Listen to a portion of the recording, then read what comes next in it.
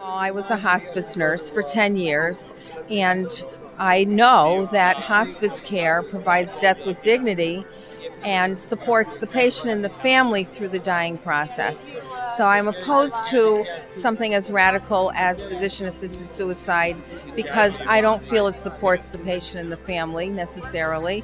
And patients do get discharged from hospice, and if someone commits suicide, they completely cross out the possibility that they can live many more years if they have a remission. John Norton was diagnosed with ALS at age 18 and given 3 to 5 years to live.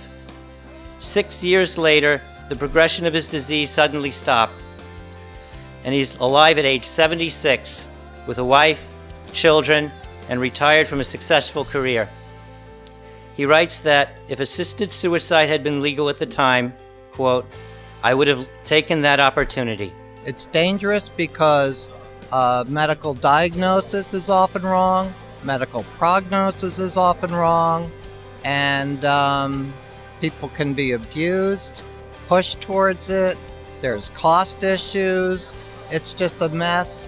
And it sounds good in the fairy tale world proposed by proponents, but when you get down to a state level for everyone, we've got abuse, we've got cost issues, we've got inheritance issues.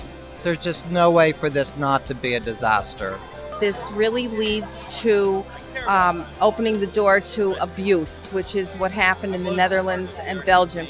It deadens people's sensibilities to doing this, and the slippery slope can lead to euthanasia, involuntary euthanasia, and euthanasia of children. The mark of a great civilization is how we treat or mistreat the least, the vulnerable people. I operate under the principle first do no harm. I think compassionate aid to the dying is a term that's hijacked from the hospice movement. I've worked for the Connecticut Hospice now for 7 years. We admit approximately 1,400 people per year to the inpatient facility, and I can tell you I have had assisted suicide conversations with fewer than 5.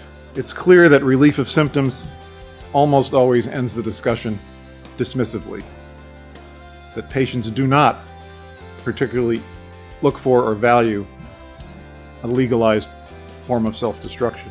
The problem is when you put it in legislation and you set it up so that all that has to happen is that a doctor has to write a prescription, you fill the prescription, then you've got these poison pills. Now, the doctor is protected, the poison pills are there, and there's no supervision about when or under what circumstances the poison pills are taken, and whether or not it was actually the choice of the person who dies to take the pills at that point. There's no way to set that up in a way that's protected. Let us hearken to the call to conscience.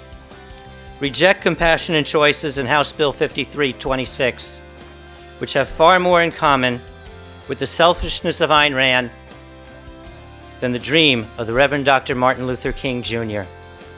We shall overcome.